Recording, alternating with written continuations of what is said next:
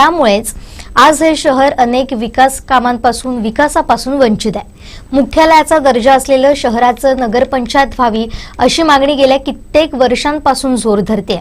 मात्र याकडे सोयीस्कररित्या दुर्लक्ष केलं जात आहे आणि त्याचसाठी शासनाचं लक्ष वेधण्यासाठी बुधवारी 27 डिसेंबरला जिल्हाधिकारी कार्यालयासमोर जिल्हा मुख्यालय पत्रकार संघाच्या वतीनं लक्षवेधी धरणे आंदोलन छेडण्यात येणार आहे। एकूणच सिंधुदुर्ग नगरीवासियांची नेमकी काय मागणी आहे, या सगळ्याला नेमकं जबाबदार कोण आहे याबाबत सविस्तर चर्चा करण्यासाठी आज माझ्यासोबत आहेत कोकण 7 लाईव्हच्या संपादक देवयानी वरसकर मॅडम आपलं मनपूर्वक स्वागत। आणि आपण बघतोय गेल्या कित्येक वर्षांची मागणी आहे की आता सिंधुदुर्ग नगरीला नगरपंचायत व्हावी, कारण अनेक विकासांपासून आज हे शहर वंचित आहे आणि त्याचमुळे कुठेतरी आज पत्रकारांना त्या संबंधीचं लक्ष वेधण्यासाठी दाद मागण्यासाठी धरणे आंदोलन छेडावं लागतंय। नेमकी मागणी काय आहे? जुली अगदी बरोबर आहे। पत्रकारांना अखेर पुन्हा एकदा या एका न्याय्य मागणीसाठी रास्त मागणीसाठी पुन्हा एकदा धरणे आंदोलन करावं लागते। यापूर्वीही पत्रकारांनी अनेक वेळेस अशी आंदोलन केलेली आहेत आणि त्याचा रिझल्ट खूप चांगला आलेला आहे। मुंबई गोवा महामार्गाचा जर आपण विचार केला तर गेली कित्येक वर्ष या मुंबई गोवा महामार्गाचं दर्जा चांगला असावा किंवा तो रस्ता चांगला असावा म्हणून रायगड जिल्ह्यातल्या पत्रकारांनी किंवा महाराष्ट्रातल्या पत्रकारांनी वेळोवेळी आंदोलनं केलेली आहेत आणि त्याचा आपण आज रिझल्ट बघतोय। तसंच हे मुख्यालय जे आपण राजधानीचं ठिकाण म्हणून गणलं जाते सिंधुदुर्ग जिल्ह्याच्या, त्या जिल्ह्याचे हे जे ठिकाण आहे ते गेली 25-30 वर्ष म्हणजे आज मुख्यालय स्थापन होऊन इतकी वर्ष झाली, इथे प्राधिकरणाची स्थापना झाली, आज तागायत हे प्राधिकरण इथे काम करतंय। संपूर्ण महाराष्ट्रातलं एकमेव राहिलेलं प्राधिकरण म्हणजे सिंधुदुर्ग नगरी नवनगर विकास प्राधिकरण हे राहिलेलं आहे। याच्यापूर्वी पिंपरी चिंचवडचं प्राधिकरण होतं परंतु ते सुद्धा डिझॉल्व्ह करण्यात आले आणि तिकडे महानगरपालिका झाली। आता विषय असा आहे की जवळजवळ 3171 हेक्टर जमिनीत वसलेलं हे प्राधिकरण, ज्यावेळेस हे प्राधिकरण निर्माण झालं त्यावेळेसची परिस्थिती वेगळी होती। 25-30 वर्षापूर्वीची परिस्थिती वेगळी होती। लोकसंख्या कमी होती, अनेक ठिकाणी ओपन प्लॉट होते, परंतु जसजशी प्राधिकरणाचं कार्यकरण वाढत गेलं तसतशी इथे सगळ्यात महत्त्वाचं म्हणजे लोकसंख्या वाढायला लागली। आज ओरोस गावापेक्षा प्राधिकरणातली लोकसंख्या जास्ती आहे, इथे स्थायिक असलेल्या लोकांची लोकसंख्या जास्ती आहे। त्यामुळे पर्यायाने इथे नागरी सुविधा ज्या काय आहेत त्यांचा प्रश्न सगळ्यात महत्त्वाचा म्हणजे पुढे यायला लागला। बरोबर। प्राधिकरण म्हटलं की प्राधिकरणाला उत्पन्नाचे सोर्स काय असतात तर प्राधिकरणातल्या ज्या काही जमिनी आहेत त्या विकणं म्हणजे त्याचा लॉट काढणं आणि त्या याच्यामधून जो काही निधी येतो त्याचा विनियोग इतर खर्चांसाठी करणं किंवा ह्या ज्या काही रस्ता असेल किंवा इतर काय असेल त्याच्यासाठी करणं, हाच एकमेव त्यांच्याकडे निधीचा स्रोत आहे। परंतु आता जमिनी तरी विकायच्या तेही काम गेली कित्येक वर्ष बंद आहे आणि त्या जमिनी देऊन किंवा त्या जमिनींची विक्री करून प्राधिकरणाला पैसे तरी ते किती मिळणार। आणि आजचं जे नागरीकरण तिथे झालेलं आहे, वस्ती वाढलेली आहे, त्याच्या अगेन्स्ट प्राधिकरणाकडे असलेला निधी याचं गणित कुठे जुळेनासं झालेलं आहे आणि त्यामुळेच गेली कित्येक वर्ष प्राधिकरणातले रस्ते, प्राधिकरणातल्या सांडपाण्याची व्यवस्था, इथलं अग्निशमन दल म्हणा किंवा इथल्या पाण्याची सुविधा म्हणा, ह्या सगळ्यांना फार कुठेतरी अशी चांगल्या पद्धतीने मलमपट्टी लावली जाते, तात्पुरते ते काहीतरी दुरुस्त केलं जाते आणि त्याच्यावरती पुढची काही वर्ष काढली जातात। अशीच काहीशी स्थिती गेल्या काही वर्षापासून इथे आहे। सगळ्यात मोठं दुःख असं आहे जुईली की प्रत्येक वेळेस प्राधिकरणाला किंवा सिंधुदुर्ग नगरीला, सिंधुदुर्ग जिल्ह्याची राजधानी, सिंधुदुर्ग जिल्ह्याचं महत्त्वाचं ठिकाण, चंदीगडच्या धर्तीवरती अत्यंत सुनियोजित शहर अशी खूप चांगली विशेषणं देऊन अगदी खूप असं फुलवलं जाते। परंतु प्रत्यक्षात जर तिथे आज येऊन जर परिस्थिती बघितली तर सिंधुदुर्ग नगरीची काय परिस्थिती झालेली आहे ते तिथे राहणाऱ्या नागरिकांना, तिथे नेहमी काम करणाऱ्या माणसांना, तिथल्या अधिकाऱ्यांना, कर्मचाऱ्यांना समजू शकते। त्यामुळे हे जे काही प्राधिकरण आहे याचं नगरपंचायतीमध्ये कन्व्हर्जन व्हावं याच्यासाठी गेले कित्येक वर्ष तेथील नागरिक हे मागणी करतायत। या मागणीसाठी कित्येक वेळेस अनेक राजकारण्यांच्या कार्यालय जिजवली गेली आहेत, निवेदनं दिली गेलेली आहेत, तिथल्या नागरिकांनी अनेक वेळेस उठाव केलेले आहेत, परंतु त्याच्याती काहीही फरक पडलेला नाही।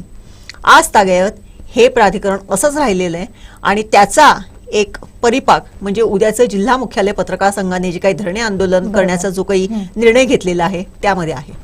पण हे नगरपंचायत न होण्यामागे नेमकी कारणं काय आहेत? कारण तुम्ही अनेक वेळा पत्रकार संघानं सुद्धा मागणी केली आहे, अनेकांनी तिथं निवेदनं दिली, अगदी मंत्रालयापर्यंत हा विषय निघालाय. म्हणजे असं नाही की बाबा सिंधुदुर्गातल्याच नेत्यांपर्यंत हे विषय गेले आहेत, कारण हे बदल घडण्यासाठी वेळोवेळी पाठपुरावा केला गेला.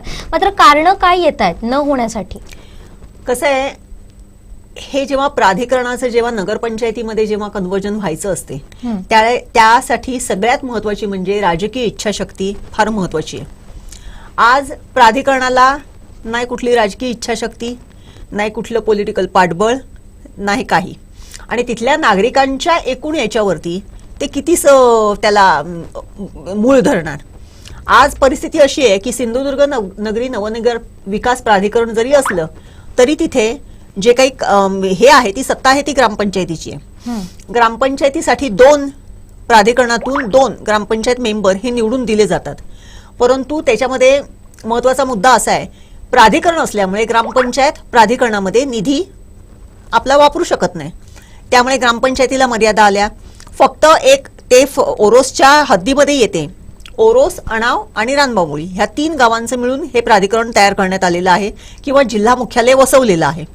त्यामुळे या गावांचा एकूणच त्या गावांना एकत्रित करून हे प्राधिकरण व्हावं किंवा ही नगरपंचायत व्हावी असं तेव्हापासून म्हणजे केलं जात होतं.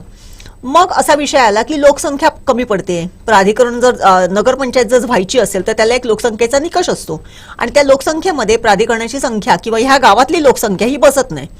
आता त्याच्या म्हणून मग बाजूचे गाव काही त्याच्यामध्ये ऍड करायचे का याचाही विचार झाला. त्या दृष्टीने सगळ्या गोष्टींची चाचपणी सुद्धा झाली. आणि हे सगळं करत असताना मग नगरपंचायतीमध्ये जेव्हा आपल्याला करायचं त्याच्यासाठी जी काही प्रोसिजर करावी लागते ती सगळी करण्यात आली. परंतु अंतिम टप्प्यात ज्यावेळेस मी परत एकदा सांगते की राजकीय इच्छाशक्ती ज्याच्यावरती हे सगळं अवलंबून असते तेच कुठेतरी प्रचंड कमी पडतंय ह्या प्राधिकरणाचं नगरपंचायतीमध्ये कन्व्हर्जन होण्यासाठी. आणि म्हणून हे गेले कित्येक वर्षाचं भिजल घोंगडं असंच राहिलेलं आहे. तसं जर बघायला गेलं तर युतीच्या शासनाच्या वेळेस युतीचं सरकार जेव्हा होतं तेव्हा प्रत्येक तालुक्याचं ठिकाण हे नगरपंचायतीमध्ये कन्व्हर्ट करण्यात यावं असा एक निर्णय झालेला होता. त्याच्यामध्ये बहुतांश महाराष्ट्रातली तालुक्याची ठिकाणं जिकडे अशा पद्धतीचं प्राधिकरण होतं ती नगरपंचायतीमध्ये कन्व्हर्ट करण्यात आली.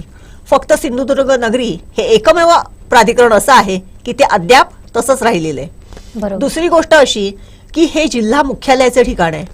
जशी गिरीस्थान नगरपालिका आहेत, माथेरान आहे, पन्हाळा आहे, महाबळेश्वर आहे, अशा पद्धतीची गिरीस्थान नगरपालिका होत्या त्यांना एक विशेष दर्जा देऊन, कारण तेव्हाही ते लोकसंख्येच्या निकषामध्ये बसणारं नव्हतं, परंतु तेव्हा त्यांना एक विशेष दर्जा देऊन त्यांना नगरपंचायतीमध्ये कन्व्हर्ट करण्यात आलं. मग जिल्हा मुख्यालयाला एक विशेष दर्जा देऊन आपण अद्याप का नाही नगरपंचायतीमध्ये कन्व्हर्ट करू शकत हा सुद्धा एक फार मोठा अभ्यासाचा प्रश्न आहे. गेली कित्येक वर्ष असंच सांगण्यात येत आहे की ही जी काही फाईल आहे नगरपंचायतीची ही मंत्रालयामध्ये नगर विकास खात्यामध्ये आहे. त्याच्यानंतर सांगण्यात आलं की ती मुख्यमंत्र्यांकडे आहे. आणि गेली कित्येक वर्ष म्हणजे मला असं आठवते की ज्यावेळेस आपले उद्धव ठाकरे मुख्यमंत्री होते त्यावेळेस त्यांची एक इथे मुख्यालयामध्ये म्हणजे जिल्हा मुख्यालयामध्ये कॅबिनेट मीटिंग झालेली होती म्हणजे संपूर्ण ह्याची. आणि त्यावेळेसही पत्रकारांनी हा प्रश्न त्यावेळेस विचारलेला होता की ही फाईल साहेब तुमच्या सहीसाठी म्हणून राहिलेली आहे तर त्याच्यावरती केव्हा सही होईल. त्यावेळेस ते गमतीने असं बोललेले होते की मी आता जेव्हा मंत्रालयात जाईन तेव्हा ती फाईल कुठे ती शोधून काढतो आणि त्याच्यावरती सही करतो. त्याच्यानंतर ती काही फाईल तर शोधली गेलीच नाही अद्यापपर्यंत, त्याच्यात सही अद्याप झालेलीच नाही. परंतु त्याच्यानंतर त्यांचे जे कोणी सक्सेसर आले त्यांनी देखील ही फाईल कुठे असावी हे बघण्याचा त्यांनी अजिबात कष्ट घेतलेले नाहीत. आणि त्यामुळे मी पुन्हा एकदा असंच म्हणेन की केवळ राजकीय अनिच्छेमुळे हे जे काही प्राधिकरण आहे ते नगरपंचायतीमध्ये कन्व्हर्ट होण्याचं अद्याप थांबलेलं आहे. पण तुम्ही आता बरीच उदाहरणं दिलीत. अगदी तुम्ही आता शालेय शिक्षण मंत्री दीपक केसरकर यांचं नाव घेतलं. त्यांनी काही निधी दिला होता, मात्र त्यातला फक्त 8 कोटी निधीच वापरला गेला. त्यानंतर आता आजचे उद्योग मंत्री उदय सामंत आणि महाविकास आघाडीमध्ये त्यांना पालकमंत्री पद होतं, उच्च आणि तंत्र शिक्षण मंत्री पद होतं. त्यावेळी त्यांनी घोषणा केली होती की आता सिंधुदुर्ग नगरीचं प्राधिकरणातून नगरपंचायत होणार, ही त्यांची घोषणा होती. मग आता हे सगळ्या घडामोडी घडल्यानंतर निधी येतोय, घोषणा होते, घोडं नेमकं अडतंय कुठे ते मी सांगते. आता ज्यांची तू नावं घेतलीस म्हणजे आताचे विद्यमान शालेय शिक्षण मंत्री दीपक केसरकर, विद्यमान उद्योग मंत्री उदय सामंत साहेब, त्याच्यानंतर आताचे आपले पालकमंत्री आणि सार्वजनिक बांधकाम मंत्री रवींद्र चव्हाण साहेब, या तिघांचाही जेव्हा विचार केला मी, पालकमंत्री आपले जेव्हा होते दीपक केसरकर, त्यांच्यापासून येईन की 25 कोटी रुपयांचा निधी मंजूर झाला खरा, 8 कोटी रुपये आले सुद्धा त्याला, परंतु त्यातून ह्या प्राधिकरणाची जी काही सगळी बांधबंदिस्ती आहे ती पूर्ण होणार आहे का? बरोबर, तर ती होणारही नाहीये. इव्हन 25 कोटी रुपये जरी आले तरी हे संपूर्ण प्राधिकरण जे आहे त्याच्या भविष्यातल्या गरजा त्याच्यातून पूर्ण होणार आहेत का? तर त्या होणार नाहीयेत. नगरपंचायत आली की त्याला एक विशिष्ट असा निधी असतो, नगरपंचायतीला त्यांचे स्वतःचा कर्मचारी असतो. आज प्राधिकरणाकडे कुठल्याही प्रकारचा टेक्निकल स्टाफ नाही. उद्या समजा पाणी पुरवठ्याची कुठली तरी लाईन दुरुस्त झाली तर प्राधिकरणाकडे तिथे जाऊन दुरुस्त करण्यासाठी माणसं नाहीत. ते कोणाला तरी कुठल्या तरी एजन्सीला सांगणार की तुम्ही तिथे जाऊन बघा. आज कुठेतरी विद्युत पुरवठ्याचा काहीतरी प्रश्न आला तर त्यांच्याकडे एजन्सी नाही की त्यांचा माणूस नाही की तुम्ही जाऊन बघा. परंतु नगरपंचायत जर आली तर ही सगळी टेक्निकल माणसं जी असतात हा तिकडे उपलब्ध होऊ शकतो. नगरपंचायतीमध्ये अशा पद्धतीचं मग ते कचरा व्यवस्थापन असो, लाईट असो, पाणी असो, रस्ते असो, अनेक गोष्टींचा विकास निधी नगरपंचायतीला मिळू शकतो. 25 कोटीने काय होणार आहे? 25 कोटी आज येतील, ते कदाचित खर्च होतील अनेक गोष्टींवरती. आज मुख्यालयातल्या ज्या इमारती आहेत म्हणजे ज्या शासकीय इमारती आहेत, सरकारी कार्यालय आहेत, त्याची परिस्थिती जर बघितली तर आता ते कदाचित पाडून दुसऱ्या बांधावे लागतील अशा पद्धतीचं त्याचं सगळं स्ट्रक्चर झालेलं आहे. 25 कोटी रुपये कुठे पुरणार आहेत? आज ओरोस गावापेक्षा प्राधिकरणातल्या लोकांची संख्या किंवा नागरीकरण जे झालेलं आहे ते जास्ती आहे. मग उद्या त्यांच्या पाण्याचा, त्यांच्या कचरा व्यवस्थापनाचा, त्यांच्या सुवेजचा, त्यांच्या सांडपाण्याचा जो काही प्रश्न आहे तो कोण सॉल्व्ह करणार आहे? याच्यासाठी जसं 25 कोटी रुपयांची एक घोषणा झाली, त्याच्यानंतर आपले पालकमंत्री उदय सामंत होते, त्यांनी सांगितलं की प्राधिकरण आता झालं म्हणजे झाल्यागतच जमा होतं, परंतु ते आता कुठे घोडं अडलं कोणाला माहिती. त्याच्यानंतर आत्ताचे रवींद्र चव्हाण यांच्याकडे त्याचा पाठपुरावा केला जातोय, त्यांच्याकडून तरी हे आता होईल ह्याची आशा असताना कसं ह्याच्यामध्ये आणखीन 2-3 टेक्निकल मुद्दे असे आहेत की आता जर नगरपंचायतीची घोषणा झाली तरच, कारण 2022च्या डिसेंबरमध्ये ग्रामपंचायत ओरोसची इलेक्शन झालेली आहे, तिकडे नवीन बॉडी बसलेली आहे, त्यामुळे पुन्हा एकदा इथे नगरपंचायत होणार का हा प्रश्न 2022च्या डिसेंबरमध्ये उपस्थित केला गेला. त्याच्यानंतर हे होतंय नाही होतंय तोपर्यंत प्रशासक बसले, अनेक गोष्टी म्हणजे रिझॉल्व्ह झाल्या त्यांच्या कार्यकाल संपल्यामुळे. त्यामुळे जिल्हा परिषद आणि पंचायत समितीच्या सुद्धा निवडणुका ह्या जर खासदार म्हणजे लोकसभा आणि विधानसभेच्या नंतर जर लगेच लागल्या तर पुन्हा एकदा हे प्राधिकरणाचं घोडं जे काय आहे किंवा नगरपंचायतीचं जे काही घोडं आहे ते अडलं जाणार आहे. त्यामुळे जर निर्णय घ्यायचा असेल तर हीच वेळ आहे, हीच योग्य संधी आहे.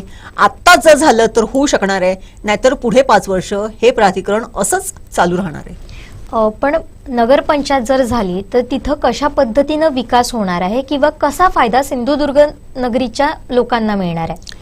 नगरपंचायत जर झाली तर मी म्हटलं तसं नगरपंचायत जर झाली तर त्याला स्वतःचा असा स्वनिधी असतो, विकास कामांसाठी निधी मिळतो आणि त्या निधीमधून अनेक गोष्टी नगरपंचायतीच्या मार्फत होऊ शकतात.